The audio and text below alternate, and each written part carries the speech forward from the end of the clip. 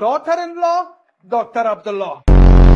دیگهش انرژی چی مانو؟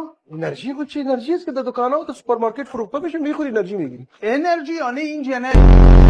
I'm crazy چی مانو؟ ما دیوانه هستم.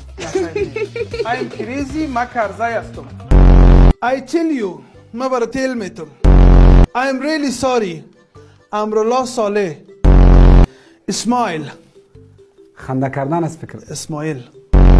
daughter-in-law دکتر عبدالله.